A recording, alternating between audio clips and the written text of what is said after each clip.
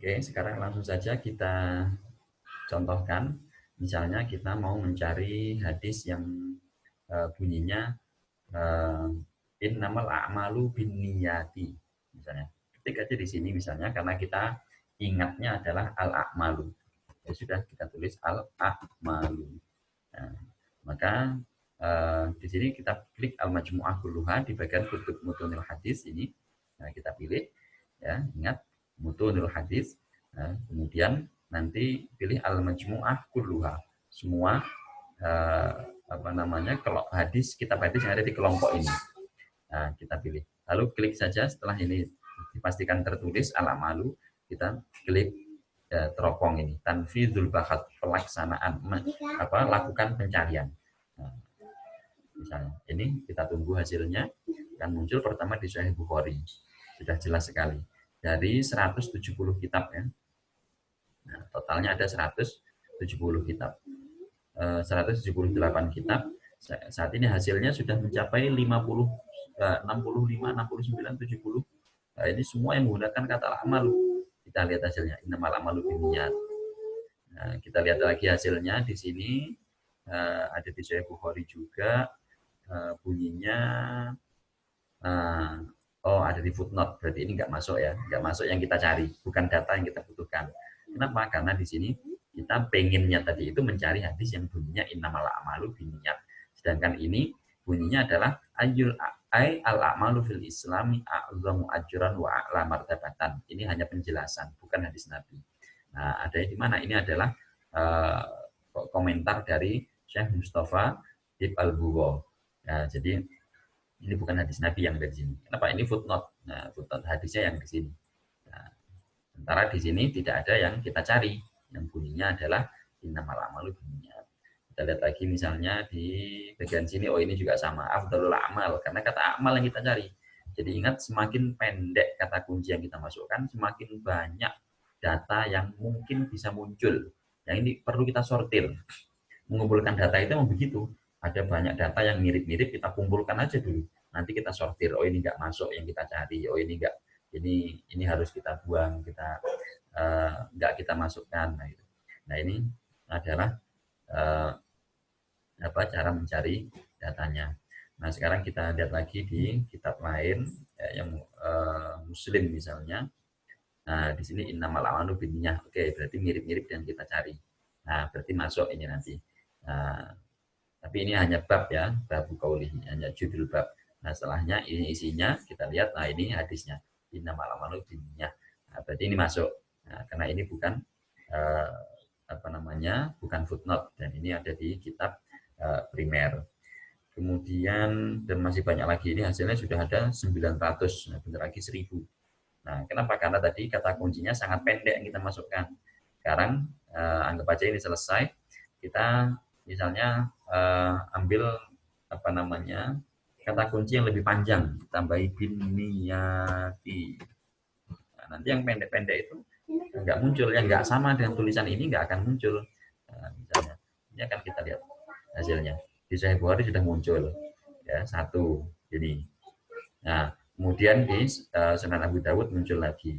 Nah ini hadisnya yang menggunakan redaksi ini yang diwarnai merah. Ini hasil yang kita butuhkan. Nah, karena kita memasukkan dua kata, ini sudah cukup untuk menyortir. Jadi panjang pendeknya kata yang kita masukkan itu adalah sortirannya. Ya, metode untuk menyortir secara otomatis. Tapi kalau kita hanya milih binniyati saja, maka nanti akan banyak data yang harus kita sortir. Yang muncul juga banyak. Dan begitu juga ketika menggunakan ini saja. Tapi ketika menggunakan redaksi ini juga ada konsekuensinya. Ya, konsekuensinya apa? Nanti yang al-amalu binniyah. Nah, itu nggak akan kita dapatkan, padahal itu juga kita perlukan. Jadi perlu mungkin untuk mencari satu hadis itu perlu menggunakan lebih dari satu lah, lebih dari satu kata kunci yang kita pakai, sehingga datanya akan lebih maksimal, lebih komprehensif. Nah, kemudian misalnya kita ini sudah muncul hasilnya ada 15, karena kata kuncinya panjang 2, sehingga di sini dari 178 kitab ada 15. Ini sudah sortiran banget, sudah nggak mungkin hadis lain masuk. Ya pasti hadis yang itu aja yang muncul. Hanya saja ketika redaksinya sedikit berbeda, ini nggak bisa didapati, nggak bisa kita temukan di sini. Padahal itu juga kita butuhkan. Misalnya satu lagi, kita ambil apa namanya, contoh hadis yang bunyinya la tusafirul mar'atu illa wa ma'aha dzu mahramin. Nah, kita ambil kata kunci misalnya la tusafiru. La tusafiru. Nah, ini sudah muncul di sini. Ada pertama di Sahih Bukhari, Sahih Muslim muncul. Dan banyak lagi ya. Nah, ini ada hadisnya sangat banyak. Oke. Terus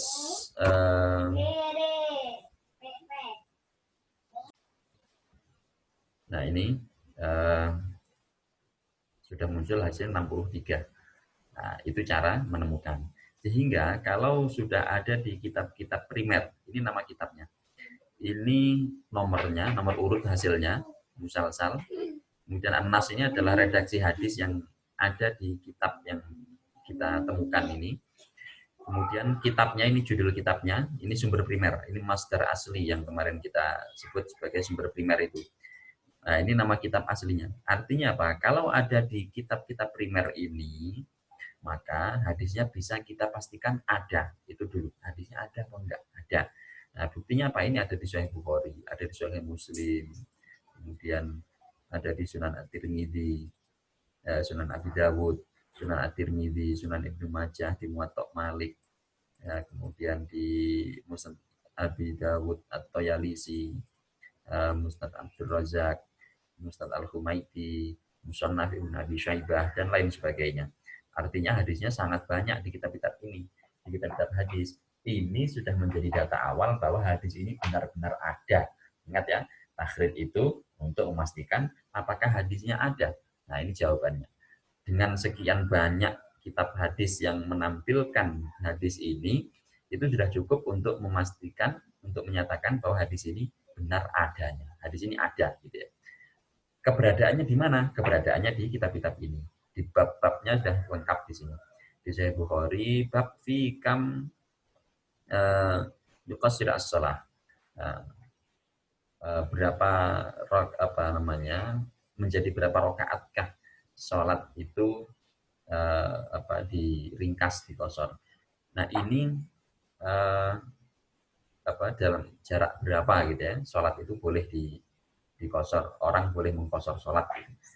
Dalam jarak tempuh berapa ya, orang bisa atau boleh mengkosor sholat, meringkas sholat.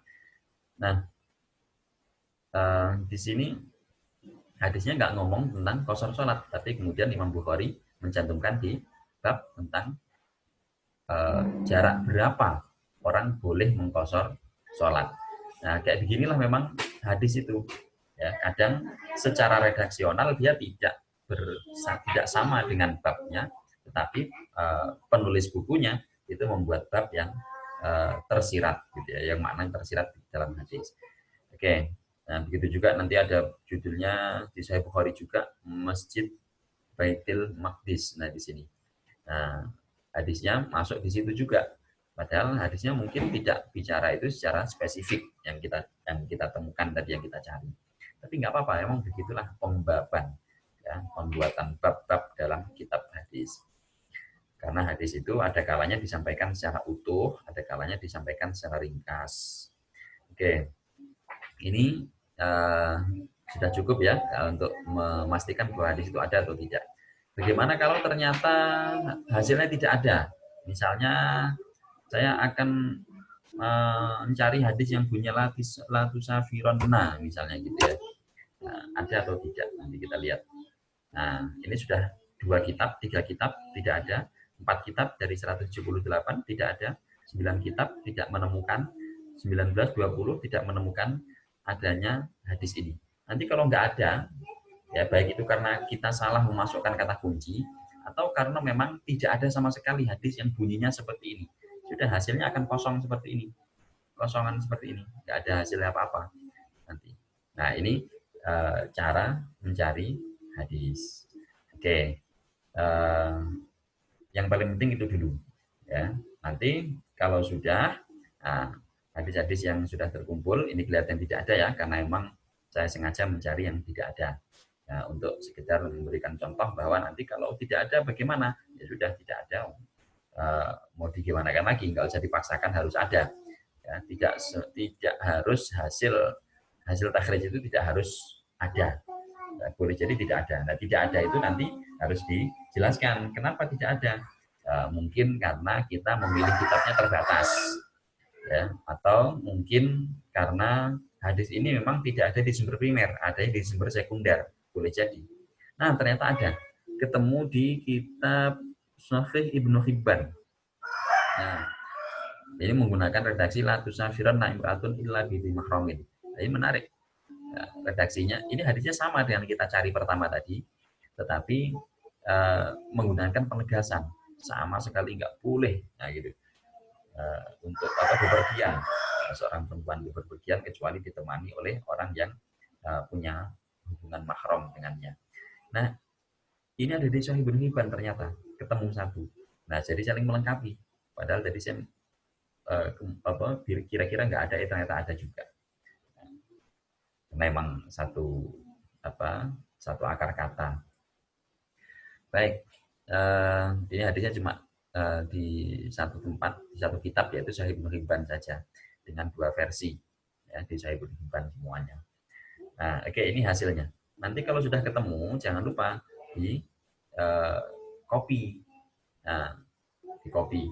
Di sini ini sanadnya, ya, kemudian ini matannya. Nah, copy semuanya. Cara copy bagaimana? Di blok seperti ini, klik kanan, copy, boleh. Ya. Atau setelah di blok, ya, sampai habis, misalnya klik ini tanda copy, naskhun copy text. Nah, copy text, klik saja, langsung pindahkan ke Microsoft Word, paste di sana. Sudah, jadilah itu data terkumpul oleh kita. Nah, atau cara lain kalau pengen ngopinya langsung, nggak usah diblok, ya, begini, itu satu halaman full akan tercopy nanti. Ini ikut tercopy, footnote-nya, babnya ikut tercopy, semua tercopy, dan referensinya juga muncul. Referensinya juga muncul. Nah, referensinya juga muncul. Itu langsung saja, nggak usah diblok, ya, seperti ini. Lalu klik naskhun nas, ya, ingat, copy text. Nah, itu kalau dipaste di Microsoft Word, maka dia akan muncul satu halaman full ini, ya, tercopy semua, berikut referensinya. Dari kitab apa, di halaman berapa. Nah, itu menariknya, di jilid berapa. Selanjutnya kalau pengen tahu misalnya ini, informasi kitab Sahih Ibnu Hibban, ya, babnya kan sudah ketahuan. Juznya juz 12, halamannya 402, nomor hadisnya 5589. Ini sudah ketahuan. Sekarang kita pengen tahu informasi kitabnya. Kitab ini terbitan mana? Nah, siapa nama penulisnya? Kita cari di sini, ya. Nah, di sini ada tarjamatul kitab.